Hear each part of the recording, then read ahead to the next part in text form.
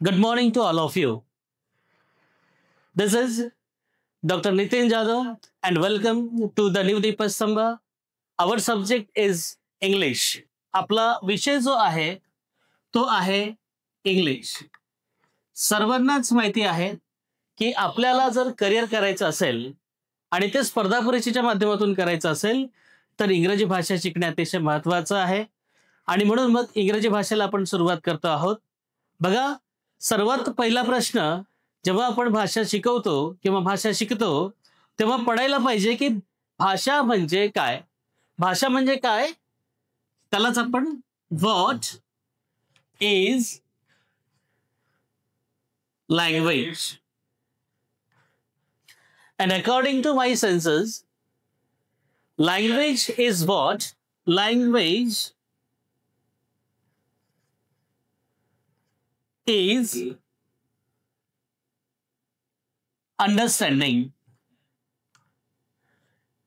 सर्वांना हा शब्द माहिती आहे अंडरस्टँडिंग. अंडरस्टँडिंग म्हणजे काय तर समजणे. काय समजणे? Understanding the complexity.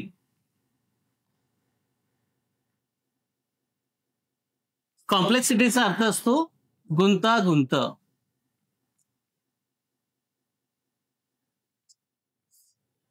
काय अर्थ असतो? गुंतागुंत. कशाची गुंतागुंत? मग काय समजायचं असतं आपल्याला? ही जी गुंतागुंत असते ही गुंतागुंत असते वर्ड्स और सेंटेन्सेसची. ऑफ वर्ड्स और सेंटेन्सेस. तुमच्या लक्षात येईल की language is what? Language is understanding. Understanding what? The complexity. The complexity of what? Words और सेंटेन्सेस. म्हणजे वाक्यात किंवा शब्दात जी गुंतागुंत असते ती आपल्याला सहज समजते म्हणून ती भाषा असते. फॉर एक्झाम्पल, मी जर तुमच्याशी बोलताना गेन की देस का असा एक वाक्यप्रयोग केला तर तुमच्या लक्षात येईल का? मी जे बोललो ते एका विशिष्ट भाषेतच बोललो, पण ही भाषा जर तुम्हाला येत असेल तर तुम्हाला समजेल की मी काय बोललो. पण मी जर असं म्हटलं की India is my country, India is my